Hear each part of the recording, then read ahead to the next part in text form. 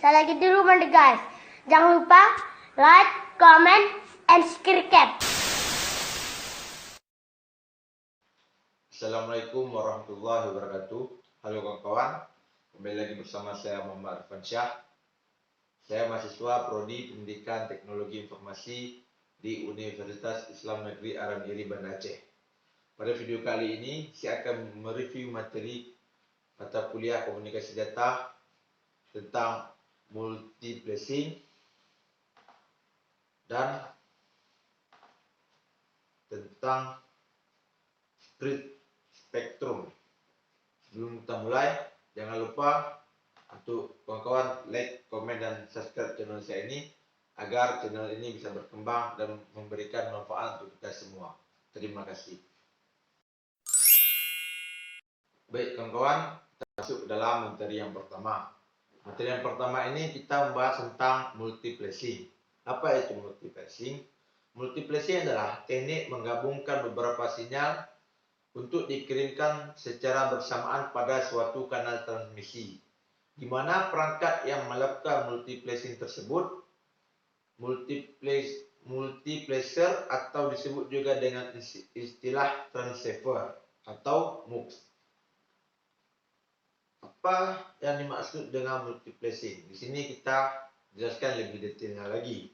Multiplexing merupakan sebuah proses di mana protokol pada sebuah layer dapat melakukan proses encapsulation terhadap paket data dari beberapa buah protokol di layer atau secara bersamaan dalam satu waktu.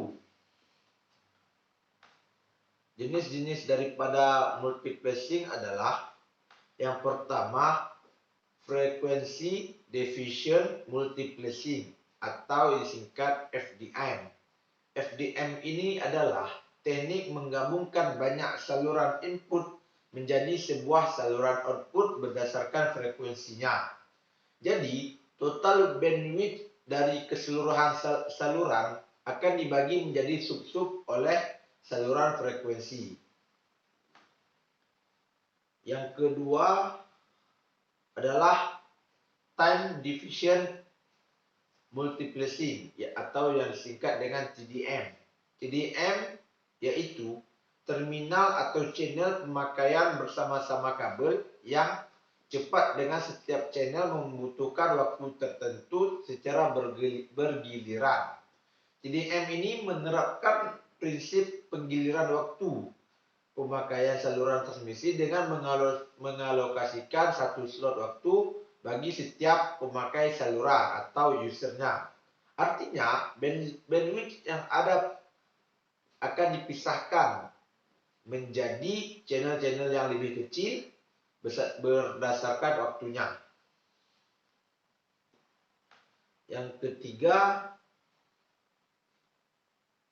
ada yang namanya wave-like diffusion multiplexing atau disingkat WDM.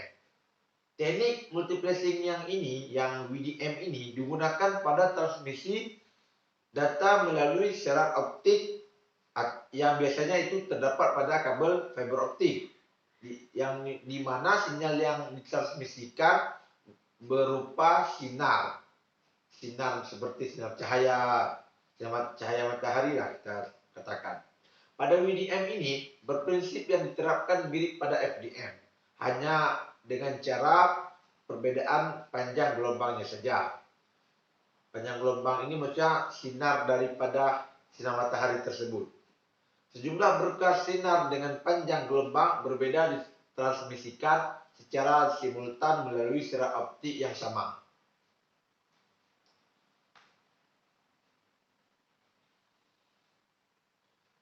Dan yang terakhir adalah code diffusion multiplexing atau yang disingkat CDM.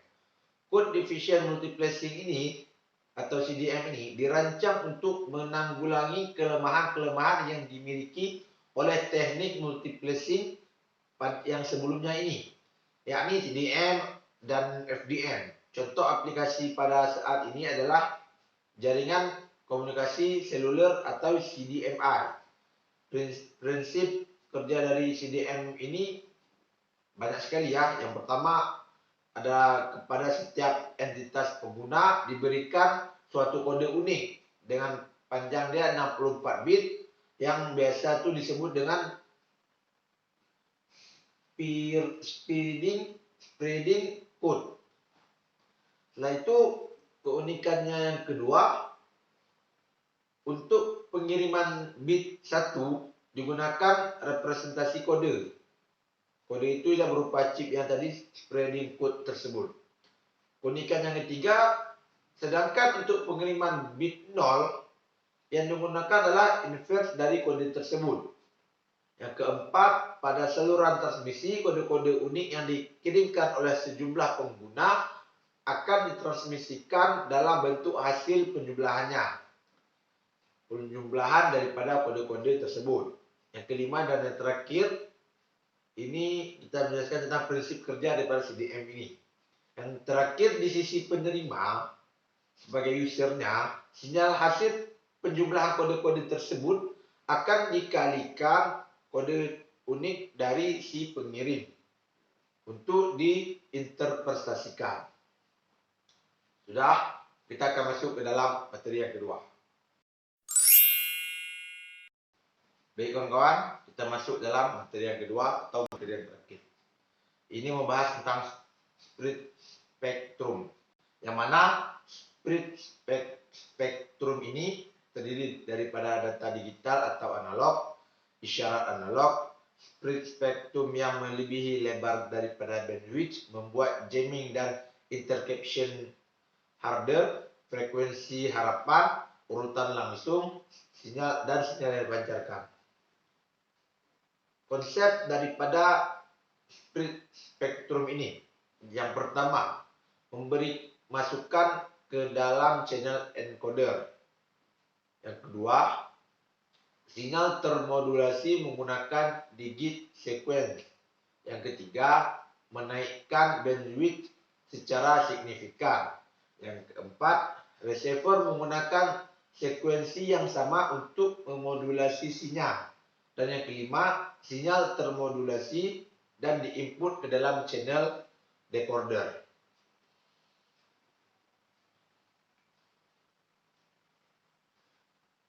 Selanjutnya, gains atau pemuatan. Imunitas dari berbagai noise dan multipath distortion, termasuk gangguan jamming. Setelah itu dapat mengacak sinyal.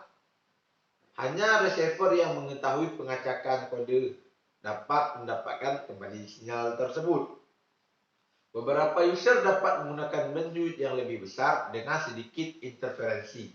Misalnya telepon seluler, kode division multiplexing yang CDM atau CDMA dan sebagainya.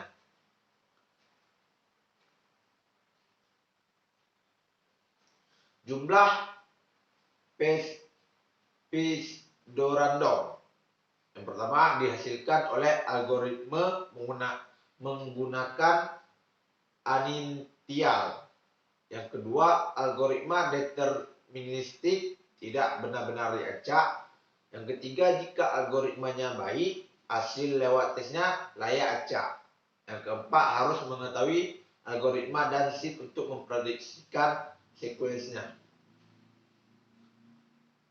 Frekuensi hopping split spectrum atau yang disingkat dengan FHSS.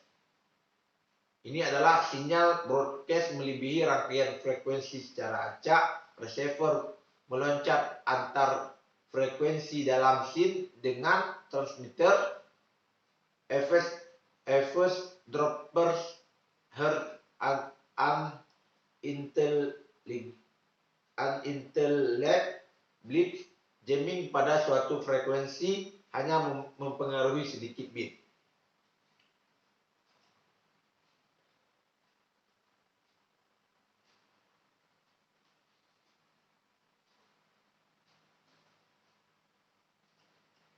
Direct sequence split spectrum atau yang disingkat dengan DSSS. Masing-masing bit yang diwakili oleh berbagai bit yang menggunakan spreading code. Kode penyebaran menyebarkan sinyal ke sebarang frekuensi band yang lebih luas. sebanding dengan jumlah bit yang digunakan.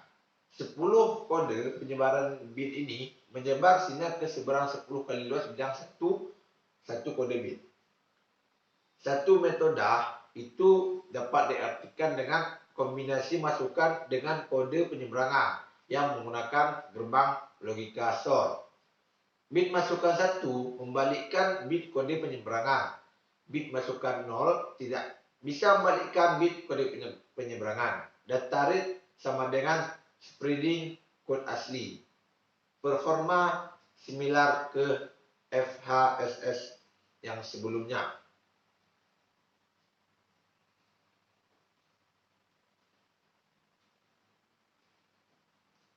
Kode Deficient Multiple Access atau CDMA. Dari banyak bagian teknik yang digunakan, spektrum ini tersebar. Mulai dengan tingkat tarif isyarat data tadi, tingkat tarif data bit yang disebut atau dipanggil, pecahkan masing-masing menggigit ke dalam memotong menurut pola teladan ditetapkan, perbaiki, dikhususkan untuk memakai masing-masing. User kode saluran baru mempunyai data chip menilai KD chip per detik.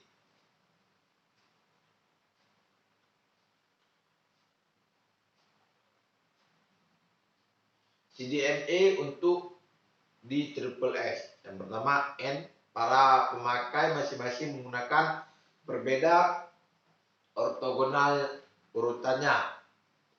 Atur arus data para pemakai masing-masing menggunakan BPSK.